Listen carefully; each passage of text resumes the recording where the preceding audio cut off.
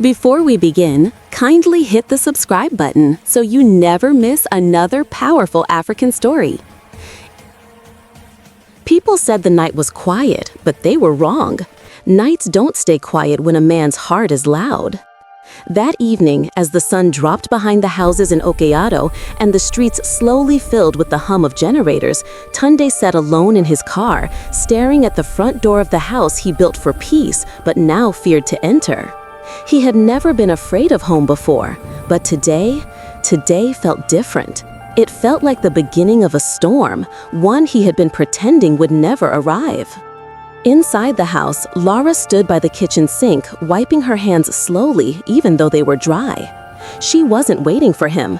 She had stopped waiting months ago, but she still knew, down to the sound of his footsteps, when he was near. They were married for 10 years, 10 long, complicated years that began with laughter and ended with long stretches of silence that felt like punishment. But the story didn't start with silence. The story started with love, and family, and duty, and loyalty that ran so deep it became a wound. Tunde grew up as the backbone of his family without choosing to be. His father was alive but never responsible. His mother worked hard, but emotional storms often swept her away. His siblings leaned on him like a pillar. Funmi, the oldest but emotionally the youngest. Dayo, the one who always had a scheme. Kemi, the baby of the house, who saw Tunde as her second father. For years, they depended on him, and he gave and gave and gave again. His wife, Lara, entered his life when he was 28. She loved him, not his money, not his potential, not his status, just him. She was simple, calm, soft-spoken, with a warm smile that made strangers trust her instantly. But when they married, Tunde's family didn't clap. They didn't smile. They didn't say, "Welcome." They said, "We hope she won't turn your eyes away from us." That was the beginning.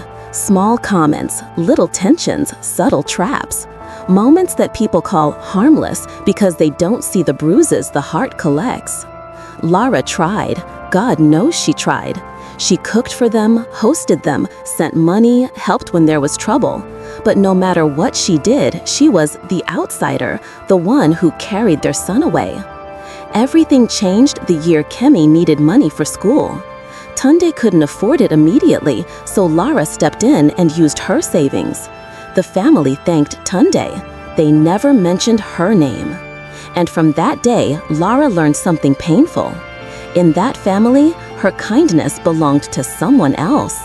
Her sacrifice had another person's name on it. Tonight, however, was not about the past. Tonight was about a secret Tunde had been keeping for too long. A secret that was eating him alive. A secret that would crack everything open. He inhaled slowly, opened his car door, and stepped inside the house. The air was heavy, the kind of heaviness only quiet homes carry.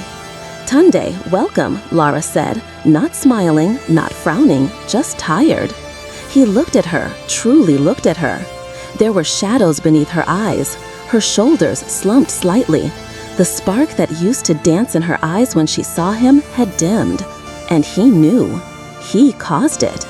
He wanted to say, "I'm sorry," but sorry was small compared to the damage. He removed his shoes, walked to the living room, and sat. She joined him after a minute, sitting across from him like they were strangers negotiating peace terms.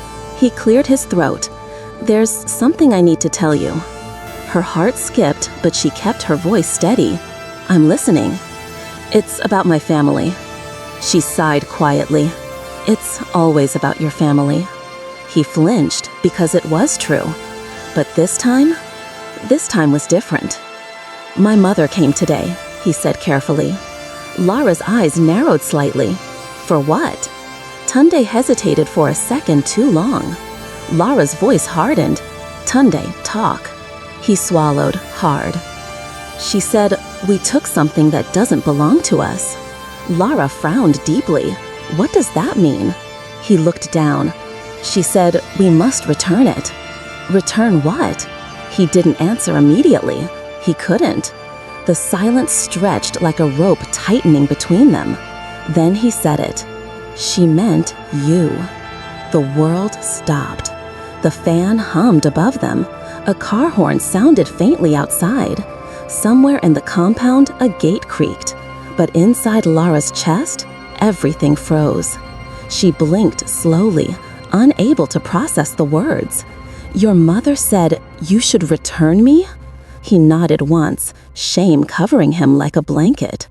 Her lips parted in disbelief. "Return me? To whom? Am I a bag?" "Lara, no, answer me. Return me?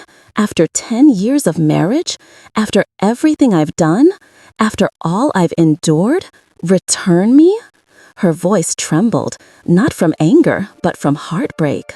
Tunde felt something shift inside him, a painful realization. He had been weak, too weak to stand between his wife and his family, too weak to choose peace over blood, too weak to draw a line. And now the line was drawing itself. He finally whispered, "There's more." She stared at him, almost afraid. "My mother said something was taken from the family, and she believes you were the one who took it." Lara laughed, a dry, broken laugh. "Taken? Me? From what? From whom? What exactly do they think I stole?" He shut his eyes, unable to conceal the shame. "They think you took my destiny." Lara didn't move, didn't breathe, didn't blink. She just stared. "Took your what?" she whispered. He nodded helplessly. "They think you spiritually tied my success. They think marrying you blocked my blessings. They said since you came into my life, nothing good has stayed, and they want me to free myself." Lara stood up abruptly. "Free yourself? Tunde, is that what you believe too?" He looked up at her. Pain, conflict, love, fear, all burning inside him. "I don't believe it," he said quietly. "But things haven't been easy. I've lost deals, jobs collapsed, I've had problems back to back. And when they talk, you listen," Lara finished, her voice trembling. "Yes," he admitted, voice small. She stared at him in shock. "So after 10 years, after standing by you when everyone else left, you think I'm the reason your life is hard?" "I didn't say that, but you believe it." He didn't answer. And that silence was an answer. That night, Lara didn't sleep. She sat by the window, staring into the darkness, feeling her chest tighten with every passing hour. She remembered the years, the hunger they endured together, the bills she paid when he was struggling, the nights he cried on her shoulder after losing another opportunity, the times she prayed for him until her voice cracked. She remembered giving up a promotion to support him when he was jobless. She remembered sending money to his siblings even when she had nothing left for herself. She remembered love, the kind of love that cost her everything. And now, this? She was the thief, the curse, the burden he needed to return? She wiped her tears, stood up, and made a decision. She would confront his family, once and for all, before anything broke beyond repair. If you're enjoying this tale so far, give this video a like. It helps the story reach more people. Morning came too early. The first rays of sunlight crawled into the bedroom, touching everything except the space between Tunde and Lara. Still cold, still untouched, still full of silence that felt heavier than any argument they'd ever had. Lara didn't sleep. Tunde slept badly. Between them lay a truth neither wanted to face. Love was not dying. It was bleeding. By 8 a.m., Lara had showered, dressed, and packed a small handbag. Not to leave the marriage, but to seek clarity. Real clarity. Not whispers, not suspicions, not threats from people who never wanted her. She stepped into the living room where Tunde sat, elbows on his knees, head in his hands. He looked like a man carrying too much weight, but she didn't feel sorry for him this morning. "We need to go to your family house," she said quietly. Tunde's head shot up. What? Why? Because if they have something to say about me, they can say it to my face. He shook his head immediately. No, Lara, please don't go there. My family, they're not calm people. It can turn to trouble. It has already turned to trouble, she replied. We're just pretending. He opened his mouth, closed it, opened it again. Let's talk first. Please, don't rush. Talk? She cut in sharply. Tunde, I have been talking for 10 years. I want to hear what they have to say, and I want you there, standing beside me. Her voice had never sounded this firm, not in 10 years. Tunde felt something twist in his stomach, a mixture of fear, respect, and guilt. Okay, he said finally, I'll go with you. The drive to his mother's house was quiet, the kind of quiet where two people were thinking too loudly to speak. Tunde's family house was in Orita Challenge, a crowded compound with patched walls, half-repaired zinc, and the loudness of a place where people lived too close to keep secrets. The moment their car parked, neighbors peeked through windows. Everyone knew something. Everyone always knew something. They walked into the main house and met Mama sitting in the living room, tying her wrapper tightly like she was prepared for battle. Beside her were Tunde's sisters, Fomi and Kemi. And of course, Dayo, the brother who always knew how to stir fire under calm water. The room fell silent when Lara entered. Fomi hissed loudly. Kemi looked away. Dayo smirked. Mama folded her arms. Tunde cleared his throat nervously. Mama, good morning. Mama ignored him and looked at Lara instead. So, you came. Lara inhaled slowly. Yes, I came. Since my name is being mentioned, I think I deserve to hear the accusations directly. Mama clicked her tongue. See confidence, see boldness. Please, Mama, Lara said softly, tell me what I did wrong to you. You want to know? Mama asked, eyes narrowing. You want to know the truth we have been covering to protect your marriage? Yes. The truth is simple, Mama said. Since you entered my son's life, everything good has died. Lara closed her eyes briefly. Mama, that's not true. My son that was promising, my son that everybody respected, my son that used to shine like morning sun? Since he married you, it is problem. Nothing has worked again. Dayo added with a scoff, even a blind man can see it. Let me ask you, Mama said, leaning back, voice rising. When last did he get promotion? When last did business stay? Why is it that anytime he wants to rise, something pulls him down? She slapped her chest dramatically. It started the moment he married you. Lara looked at Tunde. He didn't defend her. He didn't say a word. Mama continued, and I went to prayer house. Tunde! Mama! Tunde tried to interrupt. Shut your mouth! You don't want to hear the truth because love has eaten your eyes. She turned back to Lara. The prophet said that the woman you married took your star. He said he tied your glory and used it for himself. That is why she is progressing while you are struggling. Lara stared in disbelief. Me? Mama, you think I took your son's destiny? Did you not? Fumi asked. Look at your own life. It is stable, but our brother, nothing. Lara felt tears burn behind her eyes, but she refused to let them fall. She said quietly, Mama, I don't have anything. Everything I've ever had, I gave it to this family. Dayo sneered. Who asked you? Tunde winced. Lara's voice shook. Did you not collect money from me for Kemi's school? Did I not help Fumi when she needed rent? Have I not cooked in this house, hosted everybody, supported your brother?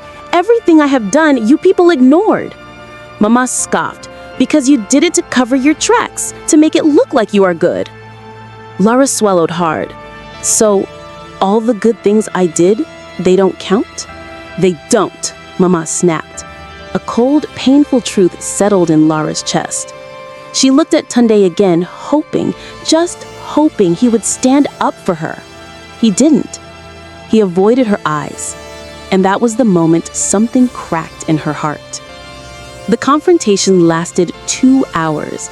2 hours of insults, 2 hours of accusations, 2 hours of pain that could fill a bucket. And through it all, Tunde said nothing, not a word. He was silent when Mama said Lara was bad luck. Silent when Dio called her a destroyer. Silent when Fumi said she should pack out. Silent when Mama said he must free himself spiritually. It was his silence that hurt Lara the most.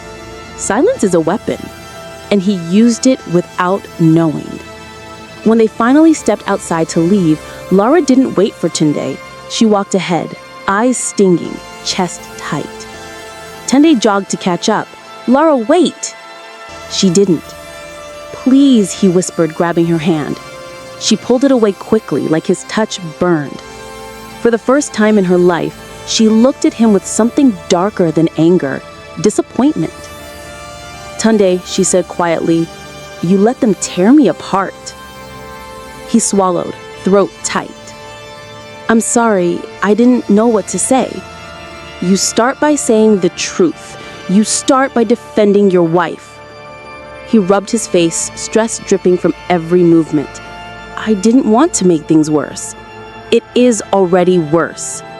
He closed his eyes in pain. She stepped closer and said with finality, "If you cannot stand with me, Tunde, then our marriage is standing on nothing." He froze. She entered the car. He followed silently. On the drive home, they didn't speak. The silence was worse than shouting.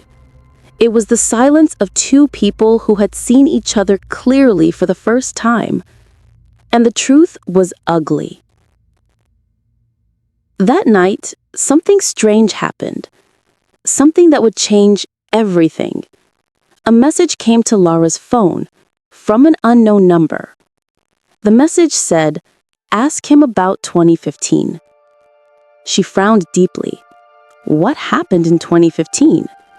Before she could process it, another message came. "Ask him what he did to his family before he married you."